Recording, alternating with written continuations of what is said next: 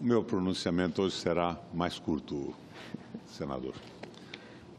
Eu hoje faço um comentário, aliás, por sugestão de um irmão meu, o Wallace, sobre o juiz iníquo e o abuso do poder. E esse comentário é oportuno porque ontem o Supremo Tribunal Federal precarizou, diminuiu, liquidou o tal foro privilegiado de parlamentares.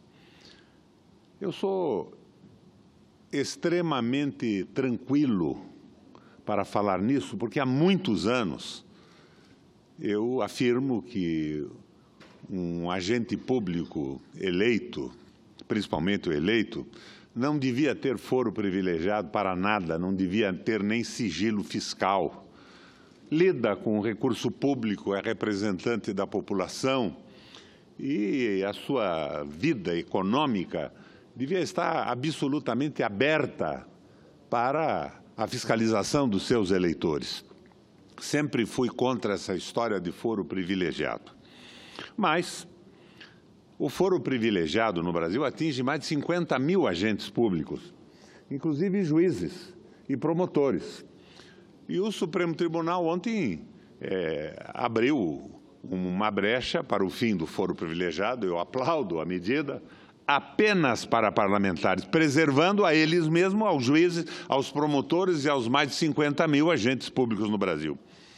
Então, eu tenho aqui um texto preparado a respeito disso e passo a apresentá-lo a vocês. E o título é O Juiz Iníquo e o Abuso do Poder. A figura do juiz iníquo é bíblica, senador. Logo, o tema que eu abordo hoje não se externa em qualquer preconceito em relação ao judiciário. Trata-se apenas da constatação de que os poderes exercidos pelos homens, que são falíveis, resultam, muitas vezes, em injustiças. Isso desde tempos imemoriais, desde tempos bíblicos, senadora Ana Amélia. Na verdade, são 3 os principais eventos bíblicos que retratam a injustiça dos homens. O primeiro que eu abordo, Pôncio Pilatos, governador romano de Jerusalém, portanto, autoridade do poder executivo, na condição de juiz. Lava as mãos e entrega Jesus inocente à cruz. Segundo item bíblico também, o episódio da criação do reino do povo hebreu e a escolha de seu primeiro monarca, Saul. Em oposição à instalação do reino, a autoridade religiosa do profeta denuncia as injustiças que haveriam de sobrevir ao povo com a cobrança de impostos para manter os cavalos e carros de guerra de Saul e o envio dos filhos do povo para as guerras em busca de poder e riqueza para o monarca. Finalmente temos o caso da viúva, que apela para o juiz iníquo que a ninguém temia. A impiedade desse juiz estava na ausência do temor a Deus. São 3 fatos bíblicos. Como se vê, a iniquidade humana e o abuso de poder são tão antigos quanto a história da humanidade. Da mesma forma, tão antiga é a busca pela justiça. O poder é exercido por homens, e os homens são falíveis. E o aperfeiçoamento das leis nada mais é do que a busca continuada da justiça. A sociedade, todas as sociedades, estão sujeitas a algum tipo de lei regida por algum tipo de valor limite. Na Constituição brasileira, lemos que todo o poder emana do povo, mas o povo, coletiva e individualmente, está submetido às leis. Isso é claro. E a autoridade é exercida por membros do povo. Se o poder emana do povo e o povo é a autoridade máxima, fonte do poder, a autoridade máxima, que é o povo, está submetida à lei. Nada mais claro. Assim sendo, qualquer autoridade que exerce algum poder em nome do povo deve também estar submetida a alguma lei, a algum escopo de valores limites. Ora, se o povo pode cometer excessos, as autoridades no exercício do poder também podem cometer excessos. A esses excessos nós chamamos abuso de poder. Não parece difícil compreender que esses abusos devem estar submetidos ao controle da lei e do povo, em nome da justiça e da equidade. Ou seja, qualquer autoridade deve estar limitada pela lei que lhe controla os abusos. Evidente que isso vale para parlamentares, senadores, deputados federais, estaduais, vereadores, prefeitos, governadores e autoridades da República, até o presidente da República. Seja autoridade judicial, executiva ou legislativa, todos devem estar submetidos às normas e balizamentos da lei. Daí, senadora Amélia, é fácil entender a minha rebeldia com aquela história da hermenêutica livre, em que um juiz pode ler a lei à luz da sua convicção ideológica e interpretá-la apesar dos seus limites, não se submetendo a nenhuma censura. Essa legislação de controle de autoridade é o que podemos chamar de lei limitante do abuso do poder exercido, a qual devem ser submetidos todos os homens, independente da posição que ocupe e, fundamentalmente, os agentes públicos. Afinal, todos os homens exercem algum tipo de autoridade e todos os homens cometem algum abuso no exercício dessa autoridade. Daí porque eu fico perplexo de ver o Supremo Tribunal Federal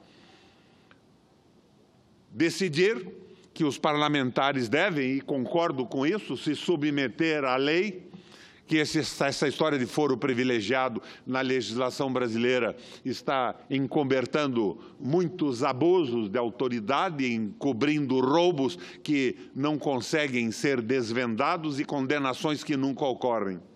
Mas se eximam do mesmo juízo.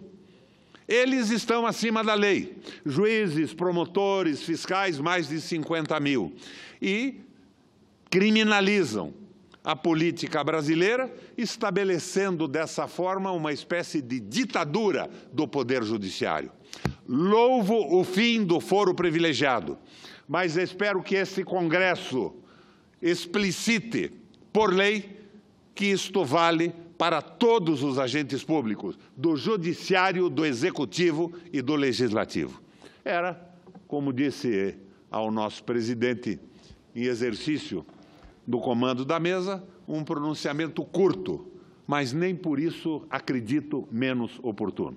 Muito obrigado. Senador Requião, eu só queria manifestar a última frase de Vossa Excelência, louvando a aprovação. Ainda depende hoje do voto do ministro Gilmar Mendes, porque o julgamento não encerrou ontem no Supremo sobre a questão exatamente do foro privilegiado.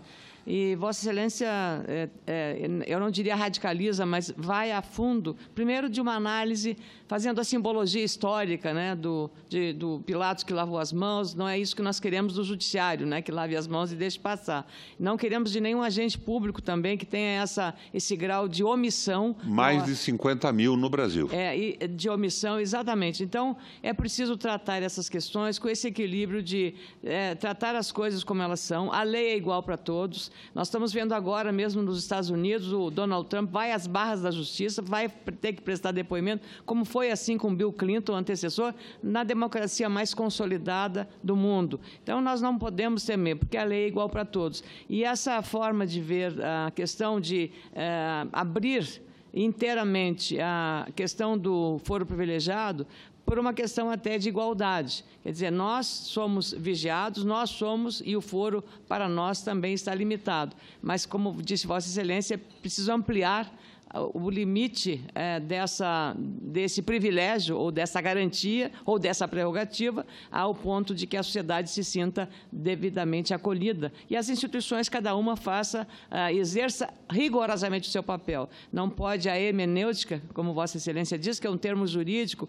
para falar que é a interpretação que, às vezes, subjetivamente, um juiz, ou um magistrado, ou um promotor de justiça possa dar. Mas aí você estaria exatamente atingindo a prerrogativa dele, a prerrogativa da função dele, que é exatamente essa, interpretar a Constituição. Foi um debate amplo, que Vossa Excelência teve um ativismo muito grande na CCJ, quando debatemos a questão do abuso de autoridade. Então, quero cumprimentá-lo exatamente pela abordagem, trazendo o tema que é candente, e a sociedade está toda muito mobilizada com isso. E o número que Vossa Excelência traz é muito significativo, entre os agentes políticos que estão beneficiados, entre aspas, pelo foro privilegiado, e os demais agentes públicos, que é o número é muito maior. Então, precisamos tratar com igualdade no mesmo sistema. Então, cumprimento, senador Requião. Senador Requião, inclusive, o central do seu pronunciamento, embora pequeno, mas de alta qualidade, porque ela introduz esse debate na questão da democracia,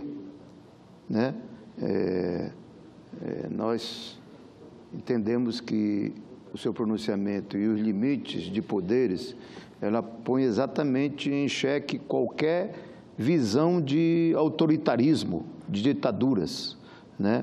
E, portanto, é fundamental que a gente introduza esse debate também no processo do resgate da democracia que nós estamos construindo no nosso país. É como eu vejo. Essa decisão, que será consolidada hoje do Supremo, é um abuso de poder. É claro que nós todos ficamos satisfeitos com o fim do foro privilegiado, mas é um abuso na medida em que eles mantêm a sua incolumidade, a sua inatacabilidade. E, senadora Ana Amélia, o meu pronunciamento é radical. Radical vem de raiz, de radice, é aí a origem das coisas. Então, se estamos tentando aperfeiçoar a democracia, não é possível que se quebre o foro privilegiado dos parlamentares ao mesmo tempo que se mantém dos juízes, dos promotores e de todos os agentes públicos. Então, o que temos? É uma espécie de ditadura, mas aqui no Parlamento estamos representantes do povo, que são eleitos de 4 em 4 anos, eleitos ou rejeitados pelo voto popular. Agora, se dá essa impunidade absoluta a quem leu algumas apostilas e fez um concurso público, empolgado, fascinado pelo salário da carreira? Não é bem assim. Nós estamos vivendo um erro. Foro privilegiado tem que ser banido da legislação brasileira para juízes, promotores e todos os agentes públicos. Senão, isso passa a ser uma chalaça e não uma medida séria.